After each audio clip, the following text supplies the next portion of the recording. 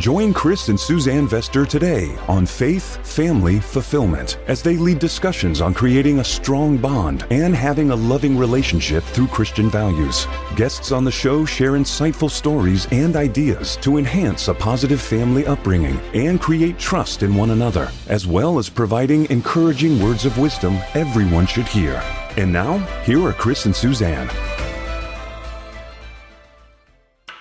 Hello and welcome to Faith, Family, and Fulfillment. Our guest today is Rich Heller.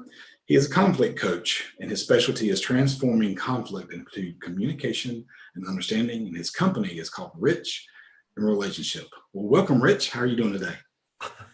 I am awesome, Chris. It's so nice to meet you and Suzanne here through the internet. Yeah, isn't that great? It's become a big thing in the last 18, 19 months, right? It's been kind of amazing, actually. I have met more people in the last year and a half than I did for like 4 years before that. I mean, really met. Like, I live near New York City, so I can go to the city and meet people, but those are like one-offs. It never happens again. But in this experience, I get to really get a window into people's souls, which is cool. And imagine that in a world where for the last 18 months, we're not supposed to be meeting anybody. Yeah. So tell us your story. How'd you get started? How long do I want to make this? I'm going to give you the short story. My heart led me into this work because I grew up in a super high conflict household. And outside of the household, I was this rich kid in a poor neighborhood. We lived sort of on the edge in a time when New York City was really not so abundantly wealthy or friendly. And so inside the house, my parents, it was the best times were when they weren't home. If one of them was home, it was okay, but not great because you never knew what kind of day they were having. And if both of them were home, all bets were off. Like you want to go under the bed. And so if you went out of the house to escape, though, I was kind of a target. So I needed to learn how to deal with conflict very quickly at an early age. And I'll never forget being about 12 years old and bolting out of the house because my parents were at it and leaving my poor 7-year-old brother at their mercy. And being out on a side street and some kid pulling a knife on me. And I was so upset. And I said to him, you're going to have to kill me. Right? Like something just snapped. Usually I would just, as a little rich white boy, I would just give over my money. But this time it's like, you are going to have to kill me. And I want you to know that I'm pissed off enough that you're going to get hurt along the way. And so what do you want to do? And he folded up his knife and he went away. And the next day I ran into him and we talked and we actually became friends. It was kind of a weird thing that happened out of that, but it was sort of a turning point for me where I realized, I don't have to be the victim anymore. Now, the downside of that is that I went over, there's a whole dynamic that goes on there and I sort of became the bully. And it was only years later that I figured out there's another way. But that's really what led me into this work. My father went through a horrendous divorce as a child where he was put on the stand and had to choose between his parents and was severely emotionally damaged as a result of it. My brother and I both needed to recover from real unpleasantness. And so my heart is, this is the long, short story, by the way. My heart is really in this for kids. I work with couples, particularly who have children or want to have children. Not that I'll turn people away who don't, but mostly that's what seems to come in the door. And the focus is how can they build a relationship where they're really nurturing and supporting one another and their children instead of weaponizing their children, which happens in divorce a lot, or having them be collateral damage, which was actually more my brother's and my story. Gotcha. So what I'm hearing is the real inspiration of what you do comes from your experience as a child. And you had to figure out a way, how can I help other kids not have to go through that? Is that what I'm hearing? Well, yeah. And it's also this thing of he makes good of the bad. And how can I take my liabilities and turn them into an asset for myself and for others? So I could walk around with this, and I did for a long time with, oh, my life, let me tell you about my childhood. It was so terrible. Or now it's like, no, you know what? It's not so terrible. It made me into an amazing, empathetic, caring person who really stands for the well-being of families and children today. And that's something I'm incredibly proud of and actually grateful to my parents and my neighborhood for. Yeah, great. That's a great way to put that, right? Yeah. You're going to be grateful out of it. So you said a while ago, you've met a lot of people because of what we're having to do here, right? So what are some of the biggest accomplishments you've had while building relationships and meeting people this way? Wow. I think the biggest accomplishment has actually been with my wife and my family. I'd love to tell you all my huge business successes, and there have been some. I'm not demeaning that, but I realized a couple of years ago that my wife and I were not having a bad marriage, but we were sort of living parallel lives, which is actually, it turns out, kind of normal. Like it happens to a lot of us. We get very involved in our individual day-to-day work, and we lean into our strengths and sort of do tag team wrestling when it comes to the kids, and we forget to work on our relationship. And so the greatest victory for me has been really leaning into my marriage, and with my wife, who's actually really liked her parallel life, right? She's like, no, don't take my parallel life away from me. So it took a while to communicate to her, I want you to still have all that. I want to support you in your success in your personal life at work without becoming intimately involved in it, just as your cheerleader, as your supporter. And once she got that, our marriage has been catapulted over the last year and a half, and my relationship with my children also as well. That is like the pandemic victory for me. So as you're working within your own family and you're seeing these challenges turn into a championship, what are some of the biggest challenges you faced with other families? What do you see coming in the door, and what kind of things do you go through with them to come to a place of resolution? In the beginning, I consider us to be at the end of phase 2 of the pandemic, by the way, entering into phase 3. That's kind of my take on it. Folks, the pandemic's not over, but it's so much better than it was. So in phase 1, I would get these particularly professional mothers, like A-type personalities, and they would come to me and they'd say, oh my God, the kids, my husband, they'd both be working. We're both trying to work. I can't figure out how to, take care of myself and take care of the kids and get work done, And inevitably it would turn out that, and by the way, the relationship wouldn't even be in that formula. That was kind of part of what woke me up to what was going on in my own life. So, and after push come to shove, we would talk about it. And Suzanne, you know about this. The first thing would be, are you taking care of yourself? And it would turn out, like I'd say to them, look, you've got to charge your own battery. You've got to put the thing we all know now, oxygen mask on yourself first. If you want your kid to get off the plane, you have to be conscious, And so that would be the first thing we'd work on. And they get that really fast. All right, I'm getting up at 2 a.m. now, or whatever obscene hour they were getting up, and because they were really stretched. And I'm going to the gym and I'm eating well, and somehow they get some sleep in there. I don't know how they did it. And then they figured out that they really needed their husband, or in some cases their wife, on their side, because there's a synergy in partnership. Right? There's a synergy that happens there that doesn't happen when 2 people are on parallel tracks. So they all figured out, oh God, we got to get on the same page. And once they did that, all the other pieces fell into place. So it would be me, marriage, family, kids, not family, kids, work, and then the rest of the family, like the extended family. And once they got those things all in alignment, their lives would be crack-a-lackin'. Now, there's still some of that going on, but it's easier because a lot of kids are back in school now, and the routines are better. But what I'm finding now is that the people who didn't follow that recipe are they're having some post phase 1 conflicts because they haven't resolved all that yet. They found out things that weren't working and they kind of avoided it. And now that they feel like they have more freedom, they're just starting to look at it.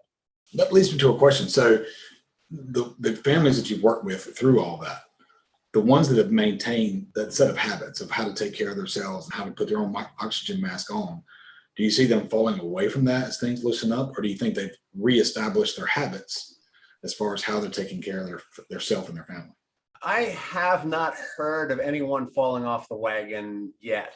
I think with habits, once you have one, it takes 30 days to really feel like you're beginning to own it, and 90 days for it to really, like a season, for your psyche to really get it that this is something we're doing all the time. Like 30 days, like, okay, it looks like I can do this, and 90 days to almost not be thinking about it. And for most of them, they're sticking with those habits. And the thing is, with habits, with traditions, with any kind of structure, they're so vital to building resilience in individuals and in a family. It's the family structure and the internal habits and practices wrapped around self-awareness and a sense of purpose and a sense of where you're going in your life that really takes people through the rough spots. And so I think they've really latched onto that for the most part. So where do you take families from the second group, the ones that are just kind of trying the avoidance tactic and not really facing things? How do you start with them on a process to go down that road in a way that is going to create that harmony at the end that you're looking for? I have a unique 8-week process that, complete transparency, is a blend of mediation. And I love mediation because, he's our mediator. So we're going to emulate him. I love the mediation process. And I'm a trained therapist and a certified professional coach. So I've got some therapeutic elements peppered in, not a lot. And there's a lot of coaching involved. And basically, the structure is it encourages them, no matter how conflicted they are. And I get some really conflicted couples. I mean, ferocious. No matter how conflicted they are, it starts with them building small agreements. So for example, if you were a couple I were working with, I'd say, what would be a negative if we explored this together, and who would like to go first?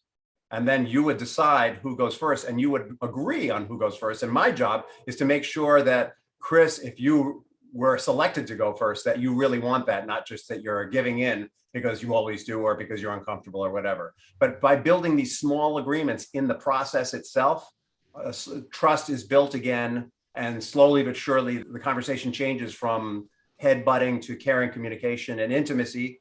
It's all about caring communication, trust, and empathy. So we move from high conflict to intimacy over the course of 8 weeks, 100% successful. Awesome. I have never had a couple who completed the program who did not arrive in a place of higher empathy, trust, and caring communication. And coincidentally, they've all stayed married too, but I don't make that promise. I tell them, when you get to this place, you get to decide about your marriage. It's not a promise that your marriage is going to be fixed. But they've all stayed married, and I followed up with these couples over years, and they're all together and still using the processes they learned with me. That's a pretty strong track record. So I heard you say at the beginning, you said mediation. You said he's a mediator. Yeah. Explain. Well, Scripture tells us that Jesus is a mediator between us and God. We all have this. It's not even an image. The reality is God is all-knowing, all-present. Is beyond time, sees everything, sees us in the continuum all in one moment. All these things that, we're broken, our experience is broken up into these little moments right here. And, Jesus is the mediator between that, which is like incomprehensible, and the human experience, sort of translating to us what it means to know the Father as a human being, as a limited being. And you said, and we're meant to be more like him. So you see mediation and your mediation being more Christ-like. Absolutely. Gotcha. Absolutely. And the work that my couples are doing is also to become more Christ-like, because that space when they come to me, they're in a space of, I'm going to win, you're losing no matter what. Like, Suzanne, even if you tell me I'm right, it doesn't matter. I'm still going to crush you. When they're in that space, there's no moving forward. If one person is totally repentant, and I get people who have infidelity, if they're totally repentant, it doesn't matter. The other person will not receive it when they're in that space. And that is the least Christ-like space we can be in, is you suck no matter what. That's not what he was about. He was kind of the opposite, which is you're okay no matter what. And if you want to keep sinning, it's fine. You talk to me when you're ready to come back. It wasn't like, oh, you're a sinner, you're bad, get away from me. He was not like that, or at least from what I've read. And my personal experience in my prayer life and all that other good stuff that I have going on. But you never know. I could be psychotic, as my wife frequently reminds me. But you know what? This psychosis I'm going to roll with. Right. So I want to explore just a little more about how because you said sometimes people come to you and they are just like tooth and claw, and there's just complete animosity there. So how do you foster a sense of cooperation? How do you motivate them to shift gears and maybe bring it down a few levels so they can have a more open dialogue? I can't give you my secret sauce. I'd have to kill you then. It's so simple. It isn't even funny, because as the mediator, I'm not a traffic cop. I'm not a judge. I'm not an arbitrator. all I do is facilitate a conversation. So what happens inevitably is somewhere in that 8-week process, usually around week 3, or 4, when they're feeling really relaxed with me, is they start leaning into that fight, the fight that never goes anywhere, the one where both people think they're right and they're convinced the other one is wrong, the fight that's over a cap of toothpaste, or the seat being up on the toilet, or maybe it's something real like money, or a fight over what school your child should go into. It doesn't matter though, because there's going to be no agreeing and no common ground because they're so positioned. Inevitably, they lean into that fight in the room with me, and we do this virtually, so it'll be this kind of room, and I just let them do it, and at some point when it looks like they're getting a little tired, I'll say to them, how's it going? And they'll go, this is awful. And they're mad at me. Like, how could you let us do this? And I say, if I stopped you, you'd never learn how to stop this yourselves. Like, you can't take me home with you. I can't be there with you waiting for this to happen. So if this isn't working for you, what do you want to do about it? And in that moment, 9 times out of 10, they'll make a decision that they don't want to have that fight anymore. Now, don't get me wrong. They will slip down that slope again, but they've made the decision.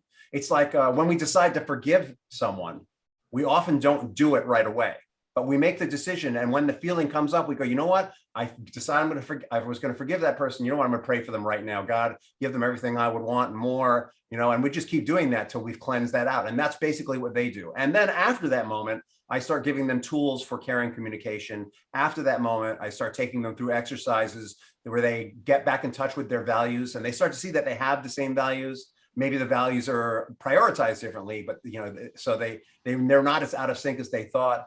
And that's where they start to get back in touch with their vision for their marriage. So when clients are coming to look for you, are they looking specifically for a faith-based situation, or do they know that coming in, or do you find ones that like walk of life that they come from? Like, more and more. The last 4 clients have all been faith-based Christians. Is probably the best way to put it. And that really surprised me, because when I started out, I was open, and I am open to work with anyone. But I found out working with them is that my languaging, if I'm working with someone who's a Muslim or an agnostic or an atheist or a Jew, my languaging is going to be, I've still lived by the same principles, but I'm not bringing Jesus into the conversation. I don't want to offend them. And I'm not supposed to be thrusting my religion on other people. I think it's supposed to be a program of attraction, not promotion, if I got it right. Yes. So that's what I think. But when I'm working with Christians, they want me to bring Jesus into the conversation. They want to, sometimes they need to pray. So it isn't always like, okay, we're Christians, let's together and pray. It isn't necessarily formal and structured. It's more like, what's the vibe in the room? What's the spirit calling for? And there's so much more freedom in that relationship when there are 3, where any 2 are gathered in my name, I am there. So if there's 3 of us, it's even better. Right. That unbroken cord. Right. So experience-wise, we talked about it a little bit earlier, when people come in that have a faith base versus that they don't, your difference in how they handle the coaching situation that you're in. Can you describe that a little bit for us? Well, I've got without giving anything away, I've got a couple right now that has an infidelity issue of some kind, and they're both Christians. And it's really interesting. It can go both ways. The gentleman was saying things to her before they came in the room. I have a complimentary discovery call usually with both together. In this case, with both separately. Like, one called me flailing, and then the other one was willing to talk to me. But it has to be always even, because I'm a mediator. I can't be too much on one side or the other. And so the husband was saying things to me like, well, the Holy Spirit is telling me this marriage isn't going to work. And I was like, okay, I can't tell you what Holy Spirit is telling you or not. So it can go both ways. It isn't always that, oh, we're Christians and we're, the Holy Spirit is guiding us. He prayed about it and he came around about it and he realized, all right, it's worth talking about. All right. And he kind of got off that position. But the truth is that, like any human being, we can choose to see things our way anytime we want. And, once I pointed out to him that he was very angry, and that anger if we really engage in it, if we really get stuck in it, will cut us off from God and from the Holy Spirit. That was kind of when his song changed. And so I think the difference is that I can have that conversation with him. I can't say to an agnostic, when you're angry, that's if you really stay in that anger instead of working it through, that you're cutting yourself off from God, and is that really a place you want to be in? I can't minister to the secular world that way, but in a Christian, with a Christian couple, I can share stuff like that, and they go, "Yeah, that's true." And there's a different dynamic happening in the room. I think we often find that problem solving is very, very personal, and you do come into a situation with your emotions and your passion and your frustrations. So if you were to give folks, say, 3 or 4 different kind of put the brakes on moments, what would you say those would be? Well, it sounds like what you're asking me is, what are some quick tips I would give people when they are getting on that slippery slope? Right, exactly. I just want to make sure I got it right. So thank you. And that is actually a fantastic question. They've all been good questions, but this one is actually my favorite because it's where I least want to see people go bumbling down that slippery slope. And so inevitably, let's work on my enunciation here. It comes down to identifying our triggers. And so when couples fight, 99.9% of the time, the other person has nothing to do with it. They have accidentally or on purpose, because married people are good at that, hit someone else's soft spot, a tender spot from maybe our childhood or some earlier part of our life. And we just sort of go, right? And so the trick is to notice when we go, right? Because the next thing we're going to do is, but if we can start to notice our triggers, if we can start to identify them. So one of the first exercises that I give people, whether they're married or getting divorced, is you need to identify those triggers. I'll give them a journaling exercise where just every day they're walking around with a notepad going, what made you go from 0 to 60? Right. And that's how you know what it is. Like if emotionally you're having this great day and all of a sudden you turn into Godzilla, you know that something's been tapped there. And so they write it down and they write down what was the situation, and we talk about it. We start identifying the situations, and we might do a little therapy, but you don't have to. The important thing is, it goes like this. If you're walking down the street and you fall into a hole, you want to know where that hole is so you can walk around it next time. So that would be number 1. Do you want me to keep going? Please. I can talk an awful lot. I'm just trying to make sure you all get to talk too. No, absolutely. I'd love to hear 2 and 3. She asked for 3, so I'd love to hear 2 more. All right. So let's keep it short. So number 2 would be when we're triggered, what happens is there's a part of our brain called the amygdala that sits right on top of our spine. So if you're into evolution, that was there first and all the other stuff grew around it. If you're into UFOs, the aliens came and evolved the other parts of our brain so that we wouldn't be a slave to our amygdala. And if you're into God created us in his image, it's that he wanted us to be able to defend ourselves but still think our way through things, which you decide which one works for you. But anyway, we've got this part of our brain that when we're triggered, when we go it goes run, fight, play dead. And if we're in a lot of conflict, it gets really big. So here's the tip. The studies of the brain show that when we practice prayer, meditation, or mindfulness, or all 3, on a regular basis, which has been defined as about 15 or 20 minutes a day, 4 times a week, that the part of our brain that thinks, the cerebral cortex, gets bigger, and the part of our brain that's reactive gets smaller. So you want to know, the good news about that is we get to choose what part. Our brain is like any other organ. We get to choose what we get to use. But we have to know what our triggers are and notice when our amygdala is going run, fight, play dead. Then we have to be, if we're doing prayer, meditation, mindfulness, then we can leap out of our amygdala into our cerebral cortex. It might still be going run, run, run, but our brain is saying, no, it's okay. It's not a tiger. It's just something that happened in the past. It's all right. And we can think our way through it. And so that's 2. And what would the third part be? Identify the trigger, cerebral cortex. All right, here's the really important part. Communicate your emotional response to your partner in I statements. Oh, I love those. That's a good one. Yeah, so I statements are out there all over. This is nothing new. Like I didn't invent this. I statements, this is how it could go. It could go, Chris, you're such a jerk. Like every time you ask me a question, it really makes me so mad. That's a real blame, amygdala oriented communication. An I statement would be, Chris, I get so angry whenever you ask me a question because I'm totally caught off guard. So it's I feel something when circumstance and because an explanation. Or it might be because you asked me in a way that's really threatening, would be a less clean way to do it. But, talking of I statements, talking about your own experience from a responsible place instead of going to that place of blame. And, the thing is I don't know anyone who doesn't go to that blame statement first. So the trick is catch the blame statement and turn it upside down. All right. So what am I feeling here? It's almost impossible. Well, over time, you'll start doing the I statements, and it takes practice, by the way. So folks, do this at home. do this at home. Practice it over silly things. Practice it like 3 or 4 times a day, because you will not remember to do an I statement without practicing it. It's like a new habit is what it is. Right. We probably could have used that last night. We had a conversation that was extremely conflicted last night. We probably could have used a couple of I statements last night. Well, conflict. After 25 years, we still don't do that. We all step in it. Conflict is not bad.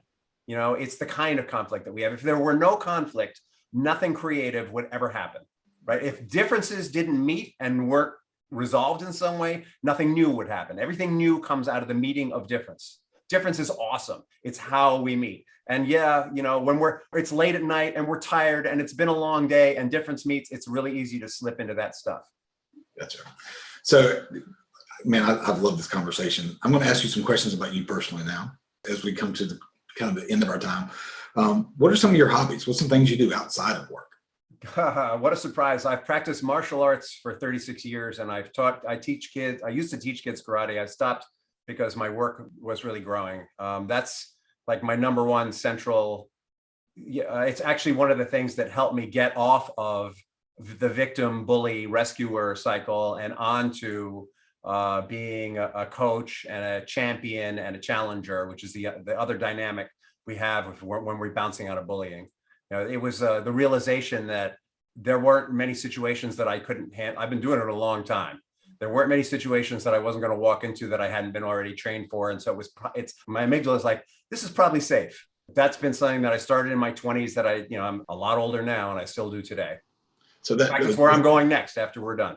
Gotcha. So the discipline of that gave you just this huge amount of freedom, right? Yeah. But also there's meditation, Zen meditation, which is a-religious, was a core part of that practice. And so just being encouraged to be still and get the amygdala to stop chattering, that was hugely transformative for me. Because that practice is all about counting your breaths, and if a thought comes up, let it go. There's nothing God-oriented about it. It's a personal discipline. And, so it's actually a pretty clean practice, though Christians get a little scared of that Zen Buddhism because the Buddha part. But if you just learn the practice and throw out the Buddha part, it works pretty well for you if you're a Christian. And I actually had this conversation with someone recently, and their way of dealing with it as a Christian was, I feel like prayer is a conversation with God and meditation is listening to it. Bam. So or in my case, it was not listening to my amygdala chatter. Once you get that thing, but seriously, that thing gets in the way of hearing your higher power. So you got to get that thing to stop before you can hear anything. And I'm a mad gardener. I used to have a landscape design and construction business years ago, and I still love gardening today. Actually, I got out of that business because I love the gardening more than I love that business. So I still do a lot of that. And as I told you in the beginning of the show, I can't not get my hands dirty in my own home from time to time. Gotcha. Before the show started, I was telling these folks about how I was removing a little bit of black mold in my house with my mask and my rubber gloves. And I have a very personal relationship with my home. Gotcha. So, Rich, if people are interested in getting in touch with you, what's the best way for them to find you? If you want to connect with me and have like an informal, no-fee discovery call, you've got something going on and you just want to bounce it off someone, this is a personal mission for me. It's not just a profession, and the money is a lot less important than helping people. You can connect with me at bit.ly/, Rich 121, capital RICH 12, the numbers 121. Very simple. You can find what the work that I do, podcasts, video blog, and all the stuff we have out there. And we've got all kinds of free books and videos for people and complimentary courses at richinrelationship.com. Would it be nice if it were .com? CALM. It's com. RICHINRELATIONSHIP.com. Gotcha. Awesome. You have any other questions? So as we wrap things up, we, as part of the King's Council, we have I am statements. And I think I am, whatever follows that, is an incredibly powerful thing. So if you were to have to pick what your I am, and I'm picking on the spot and making you think really quickly, but what would your I am statement be? Oh, that's so easy. I wrote that when I was 26. I am a loving, caring, passionate, trusting man today. Yes, you are. Yes, you are. That is awesome. That's awesome. That's awesome. Rich, man, I appreciate your time today. And I know that it'll have some massive impact on people. Thank you so much. Such a pleasure to meet you both as well. Thank you for having me on the show. Thanks. Thank you for listening to another episode of Faith, Family, Fulfillment, brought to you by Chris and Suzanne Vester. We hope you enjoyed listening to this week's guests and stories. If you liked what you heard, please consider subscribing wherever you listen to podcasts. Follow Chris and Suzanne on Instagram at HVAUTOCOO and Suzanne.c.vester. That's at SUZANNE.c.VESTER.